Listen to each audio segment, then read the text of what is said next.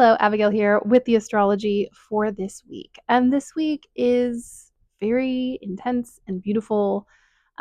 We're kind of picking back up into the major astrology of 2025. It kind of toned down slightly during Taurus season, and now we're back in the thick of it.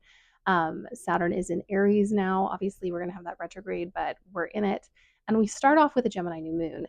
Now, I've already done a video on this if you want a longer explanation, but there's so much going on. If you remember, the beginning part of the year was very regressive, not in a bad way. I mean, bad is, it's up for debate what has been bad, but it's not fully negative. We had things to process and work through, and things needed to be reset. And so we were kind of being dragged back to fix and manage and understand things. And now we're kind of in the phase of 2025 where we get to move ahead, which is really exciting. I'm excited for it. There is a trine to Pluto with this new moon, but it feels as though this is really important information for us to get, and it's information to carry into the future, rather information to bury in the past, to kind of put to rest. This is to activate. This also has a lot to do with the fact that Mercury is in that little trine right there with Pluto, and we'll go into its exaction of that trine the next day.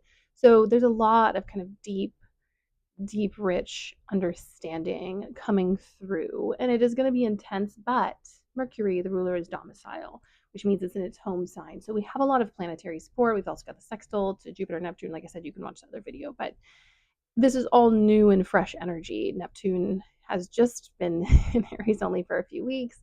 Saturn literally just went into Aries at this point a few days prior. We are dealing with like whole fresh sets of energy. Mercury and the sun in Gemini don't really have any like past history. One second, my dog. Reggie, hey, come here.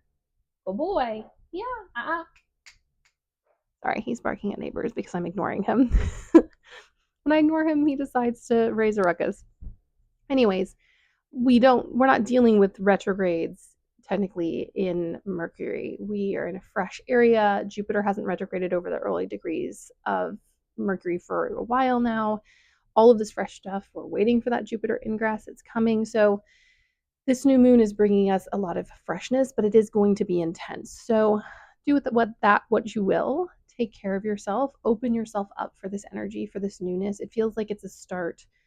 It feels like one of those moons, and I say this every so often, where looking back, you're going to go, wow, that was crazy. That moon, that moment in astrology really cracked things open, on the world stage in my personal life. So really lock in and engage. If you don't have this is my thing, if you don't have a ton of energy to do a ritual or anything, literally just sit for 5 or 10 minutes with yourself on the day of this new moon. Magic doesn't have to be difficult, doesn't have to be a huge investment. Now, I always encourage it. I think you do have to invest to do things, but you don't have to force yourself into really stringent, strict rules when engaging with magic, but especially this Gemini magic. Gemini is easily distracted and loves new ideas and loves like taking a little bite out of everything on the table and just having a bit of things. So allow yourself to be that way in this moon. One way to honor lunations and to honor transits is to embody the energy of the transit or the moment in astrology. And one of those might be to eat sweets and be easily distracted, which is one of my favorite things, except I get flare-ups from chronic pain, but that is neither here nor there. So that is our Monday. It really kicks this week off in high gear. Also know that we're going to be leading up over the weekend, so pay attention to what's going on. Then moving on to Tuesday, we get that Mercury trine.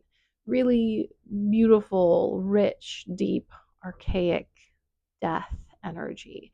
This being able to speak to things and have words for things that are ancient and seemingly long forgotten, but not really that long ago. I think also when we get a Pluto trine, especially in Gemini, listen to what people are saying. They are speaking their stories to you every day.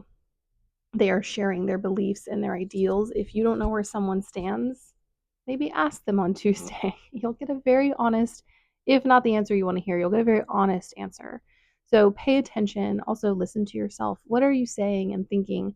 How are things kind of shifting and changing for you under this Mercury trine with Pluto? And what deep secrets and old stories and long dead hopes and dreams, what of those things are speaking to you? And how can you honor them? And, some may need to stay laid to rest, and some of them may need to be revived.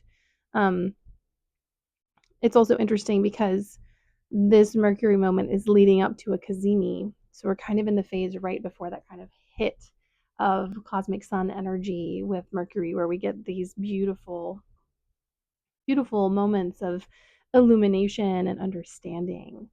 And right before that, we are in this deep, deep richness that we find in Pluto. And yeah, Pluto can be scary and dark and overwhelming and holds the energy of ancient gods and stories and tells this tale of crumbling empires and deaths and sorrow. But it also gives us tools and hopes and dreams that are rooted in history and rooted in our ancestry. So, find your way this Tuesday to the things that are being whispered to you in an ancient tongue, but maybe not so ancient to you. Then on Thursday, the astrology of this week really, it always ties in, but especially the beginning part of this week into Thursday, the astrology of this week is so interchanging. We have this moment with the moon of kind of emotional understanding and impact moving into information from Pluto and then heading into the pop that the Mercury Cazimi can give us with insight and understanding and energy. And if you are ruled by Mercury or have a prominent Mercury placement, this week especially will have an extra meaning to you. And you don't have to have a crazy one. Just check in on where your Mercury is placed and what planets are aspecting it and how it engages. A good example is mine, which I use all the time. Mercury in the 8th house, a bit hidden from me, but when I trust my instincts and I listen to what I'm saying, I get an insight on my desires and needs. And I find that I am more able to initiate without having to have a ton of information because I know that it's in the 8th and that I have to access it, not with sight and not with like perfect understanding, but with instinct and like that gut feeling, that kind of passionate spark that lives within Aries, where you kind of just have to leap when you know, and when you know can literally be the second before you have to leap. So check where yours is. Is it in a visible house? Is it in the underside of your chart where things are more personal? So, take a peek because that your Mercury placement really is getting activated with the activation of Mercury. And like I said, on Thursday we have that Mercury Cassini, a lot of insights. Insights aren't always positive. I do think this is going to be overwhelmingly wonderful bits of information just because it is in Mercury. The reason I say insights aren't always welcome is because with a Mercury Kizimi, you see things as they are in the full light of a blinding ray of sunlight, which can sometimes create a beautiful illusion, but sometimes can also reveal the imperfections and the struggles and things like that. I think it's less about whether this is good or bad and more about your ability to engage with it and to understand and um, just exist honestly within this Kazemi moment rather than you needing to do or be anything extra special.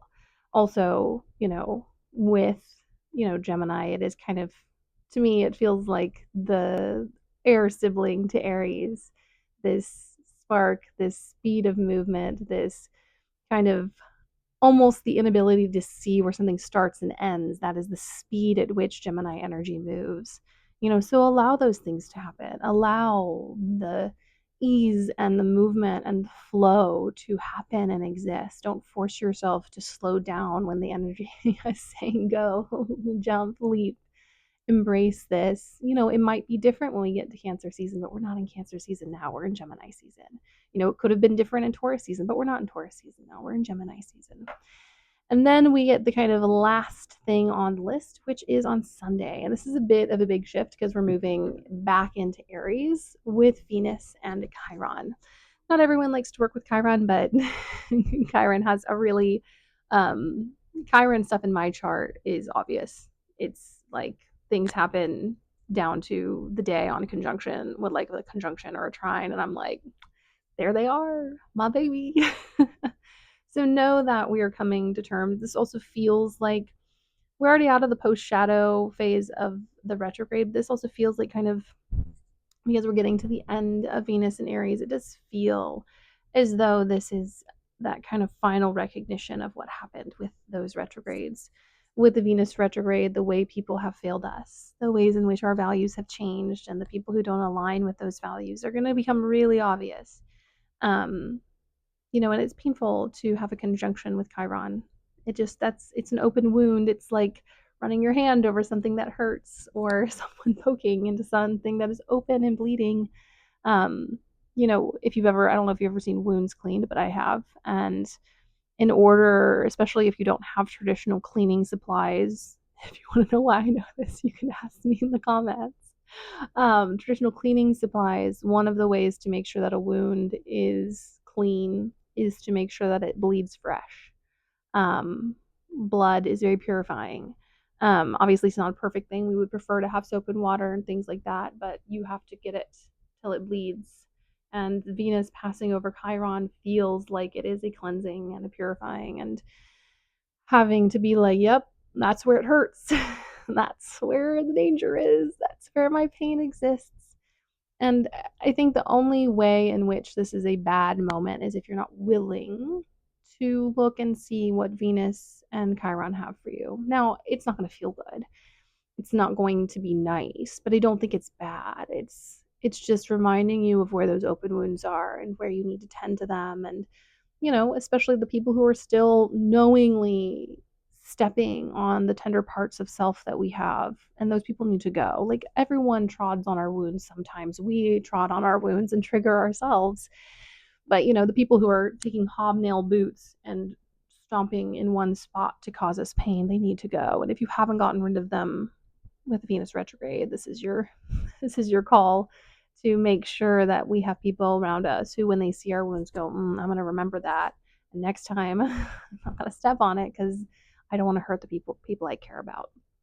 But yeah, it's going to bring up relational pain. It's going to bring up rage. It's going to bring up,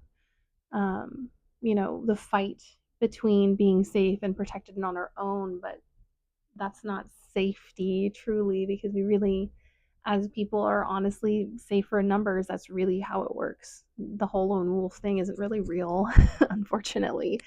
We're all better off with other people, unless obviously those people are harmful. So, it's that push and pull between individuation and needing to be safe, and also how am I healthily in community with other people? How do I build friendships and stuff, considering my wounds, considering the wounds of the collective.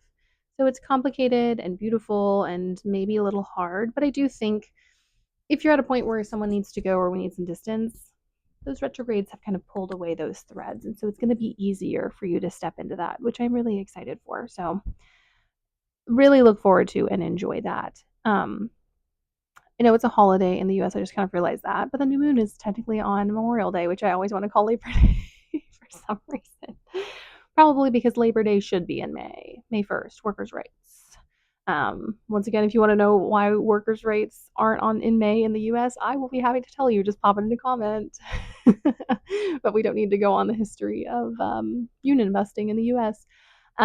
Anyways, so if you have some time, take it to enjoy that new moon. Be playful, be fun. Your brain will probably be hyperactive, even if you don't have ADHD like me. That's the kind of vibrational energy of a Gemini new moon. So allow those flights. Those flights into chaos are probably going to be some of your greatest gifts. So if you have some spare time, if you are off like some of us are on that day, I encourage you to have some free time. And if you're not off, daydream. Take some time to disassociate and go somewhere else, and to seek out information from the netherworld and the chaos around you and the little synapses sparking in your brain. All right, this is an exciting week. Like I said, we still have a lot of Pluto stuff, so it is still a bit heavy, but we have that support. We have the things that we need. We have a beautiful Mercury Cazimi on Thursday. Just keep your eyes and ears open. There's a lot of information coming in from the universe, and it's really going to help us as we move into Cancer season, where I see a lot of stuff happening that is more beneficial, and into July and August, where we have to get the nitty gritty of what happens when the good things happen. A lot of us need and desire good things as we should, but if you have been under resourced most of your life, it's sometimes hard to sit with and be like, oh, this is what happens when good things happen. So know that it's always a journey. And if you're not as traumatized as me, you can ignore that.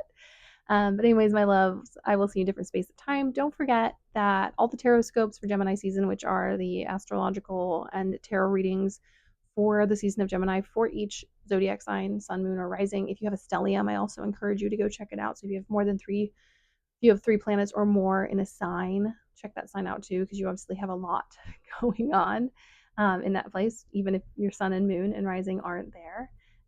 Also, that new moon video will be coming out. And if you have any topics you want me to cover, or any astrological stuff you want clarity on, please pop them in the comments. Also, I should have said this earlier. I'm not very good at this, but please like and subscribe.